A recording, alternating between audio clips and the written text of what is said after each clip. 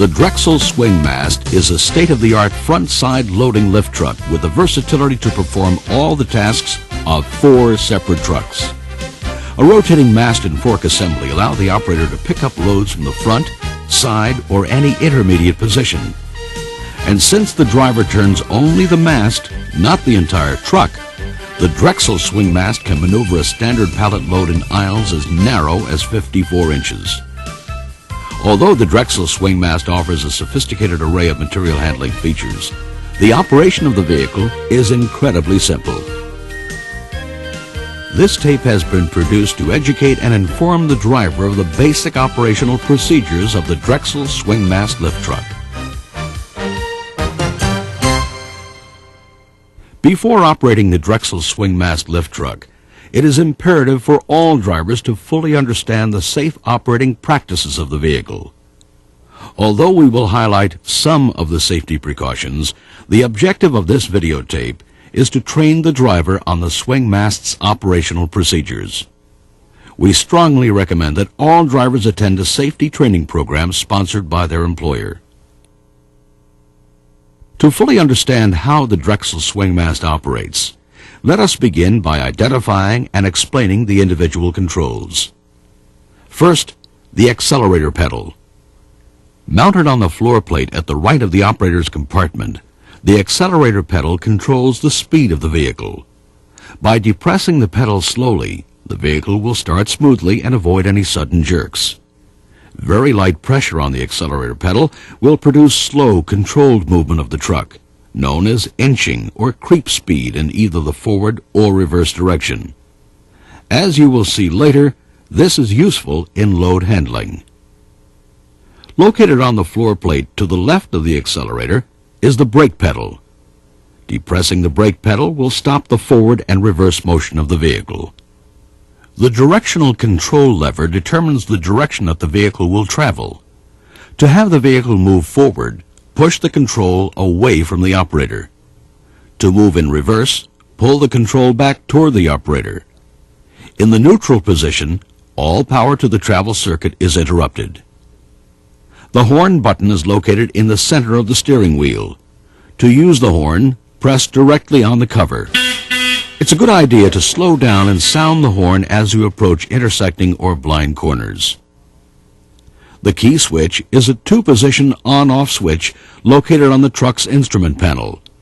When you park the truck, always remove the key to prevent unauthorized use of the truck.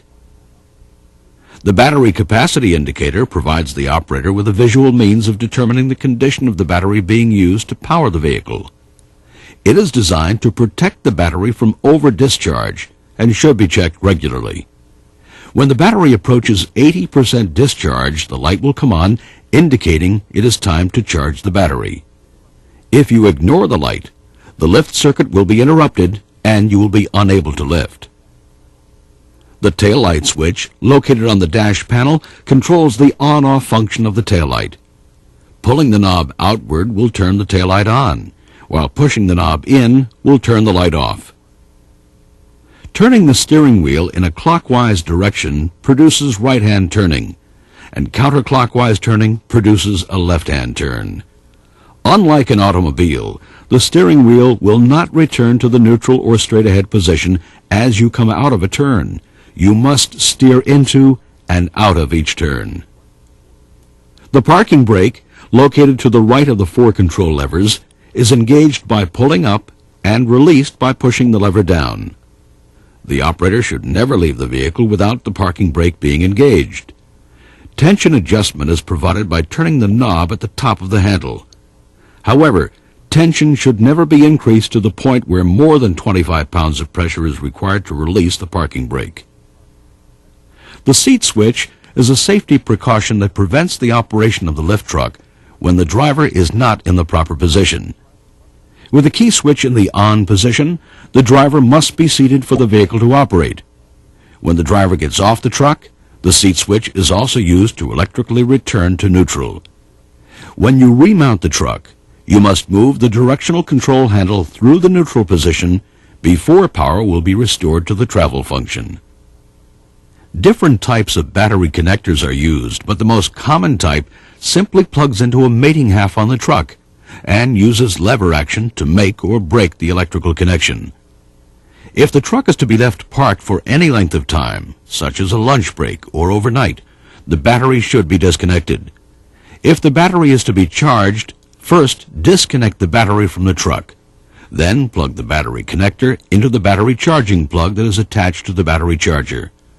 Do not connect the charging plug from the charger directly into the truck connector. You will damage the truck's electrical system. Some models of Drexel swing mast trucks are equipped with a battery hold-down device which secures the battery in the truck. When changing batteries and at the beginning of each shift, you should make sure the hold-down device is in place and properly secured. All swing mast trucks have hour meters which measure the amount of time the truck is in service and is used to plan maintenance programs. On some models, the hour meter is located on the operator's console. On other models, the hour meter is located in the electrical compartment. Located to the right of the steering wheel are 4 levers that control the hydraulic movement of the mast and fork assembly. All 4 of these controls are clearly identified by international symbols, and you should familiarize yourself with their actions. The upper left lever is the lift control lever. This functions the same as on any standard powered industrial forklift truck. When pulled back towards the operator, the forks will lift. Pushing the lever forward will lower the forks. Be sure to never handle unstable or loosely stacked loads and always observe the lift truck's specified load rating. Located next to the lift control is the tilt control lever. This lever controls the full mast tilt feature of the truck and should be done slowly to avoid sudden load shifting. By pulling the lever back, the load will tilt toward the operator.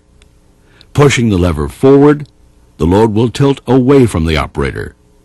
It is important to note all forward tilting of the load mast should be done at floor level only or in the rack area for the deposit or retrieval of loads. The shift control lever controls the shift motion of the mast assembly. When the lever is moved forward, the mast assembly will move to the operator's left. By pulling the lever back, the operator is able to move the mast assembly to the right. The pivot control lever is unique to the Drexel swing mast lift truck. When the lever is pushed forward, the mast assembly will rotate clockwise away from the operator. This allows the truck to be operated as a side loader. By pulling the lever back, the mast will rotate counterclockwise toward the operator. And finally, the capacity plate which displays all of the lift truck's pertinent information and capacity ratings. For your own safety, it is important for you to understand all the information on the capacity plate and the warning and caution plates. The capacity plate tells you model number and serial number, battery voltage and amp-hour rating, the allowable battery weight range. Never install a battery with a service weight that does not fall within the specified range. The actual battery service weight is stamped into each battery near the lifting eyes. Truck weight, with and without a battery. The fork carriage type. Date the truck was manufactured. Capacity ratings, A, with forks, or B, with a specified attachment. Never exceed the rated capacity listed on the capacity plate. In order to determine if you are exceeding the rated capacity, you need to know 4 things. 1. What does the load weigh? Does it exceed the maximum capacity marked on the plate? 2. What is dimension A? Does it exceed the dimension marked in the plate? Dimension A is the horizontal load center, or horizontal center of gravity of the load. For a uniformly distributed load, the horizontal load center is 1/2 the overall length of the load. You can use a tape measure to check this dimension. For example, the load center of a 48-inch long load is 24 inches. 3. What is dimension B? How high do you have to lift the load? Does it exceed the fork height stamped on the capacity plate? 4. What is dimension C? Does it exceed the dimension marked on the plate? Dimension C is the vertical load center or vertical center of gravity. The vertical load center can also be checked with a tape measure, and for a uniformly distributed load will be equal to 1/2 the load's vertical height. If any of the 4 items exceed the markings on the nameplate, you will be overloading the truck, which could result in property damage, injury, or death. Don't overload the truck. Read and understand all of the warning and caution tags. If you are not certain of the meaning of these warnings or cautions, review them with your supervisor. The warnings and cautions are there for your protection. Read, understand, and most important, observe all warnings and cautions at all times. Your life and the lives of your fellow employees may depend on your following these instructions, warnings, and cautions. As we mentioned earlier, the mast shift and pivot control functions are unique to the Drexel unit. Once you have mastered their actions individually, you are ready to tackle their simultaneous operation in the handling and maneuvering of loads. In an open area free of obstructions, proceed as follows. With the mast in the forward position and fully shifted to the right, push both the pivot and shift control levers forward. You will notice that the clockwise rotation of the mast and left-hand shifting actions will not be synchronized, and one function will bottom out before the other. Practice simultaneous feathering of the control levers to achieve a smooth, synchronized movement. Once you have mastered this action, perform the same exercise, starting with the mast pivoted clockwise 90 degrees and fully shifted to the left. You will notice that this movement will also require a simultaneous feathering technique to produce a smooth movement. Now repeat the 2 previous functions with a load on the mast forks. The next steps in the operating procedure is load deposit and load retrieval. It is advisable to practice this operation in a narrow aisle, 60 to 66 inches wide, at the second load level. As you slowly approach the rack opening, raise the load to the proper elevation, keeping the truck parallel to the rack, with approximately 4-inch clearance on the right side. Having slowed to a creep speed, begin by shifting the load to the left. Then, rotate the mast and fork assembly to approximately 45 degrees. As the forward right corner of the load clears the rack vertical member, stop the shift motion and continue to rotate the load away from the vehicle until it is perpendicular to the rack. At this point, stop creeping forward, shift the load to the right until it is completely in the rack opening. Check the position of the load within the rack. You may need to move the truck forward or backward a few inches to properly position the load. We suggest you keep the load no more than 1 to 2 inches away from the vertical rack member. Also, check that the load is positioned properly over the front and back load support beams. Carefully lower the load onto the load support beams and continue to lower the forks until they are centered in the fork opening. Check the fork level indicator to see if the forks are tilted forward or backward. Adjust the tilt until the forks are level. The procedure for retrieving the forks from a load that has been positioned in a rack is slightly different. Lower the forks a little so they are free in the pallet opening. Side shift to the left and bring the forks approximately halfway out of the pallet. Put the truck in reverse and slowly move away from the load. At the same time, pivot the mast toward the truck.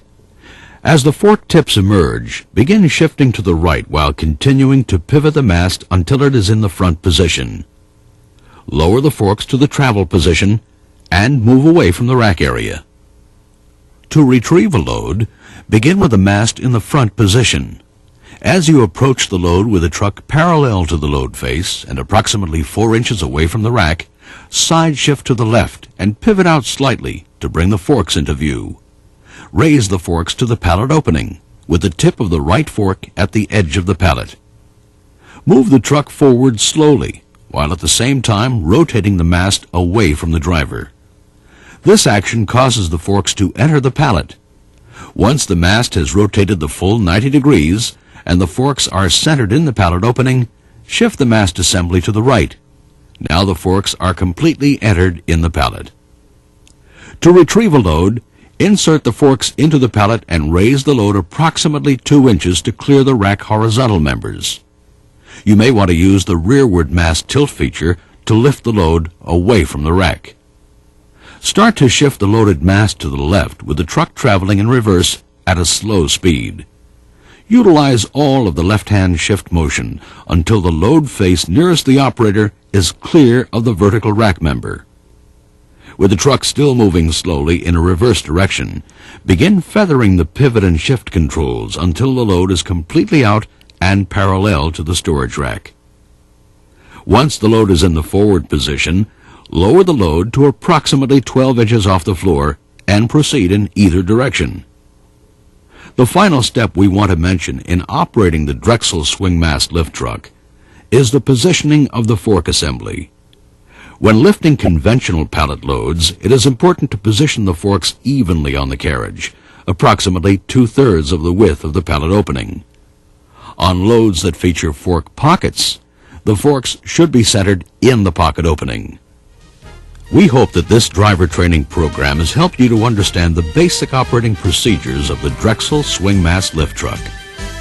We believe that with a little practice, you will soon be able to handle the swing mast proficiently and realize the numerous benefits that the truck has to offer. When you are sitting behind the wheel of a Drexel swing mast lift truck, you are driving the most versatile vehicle on the market today.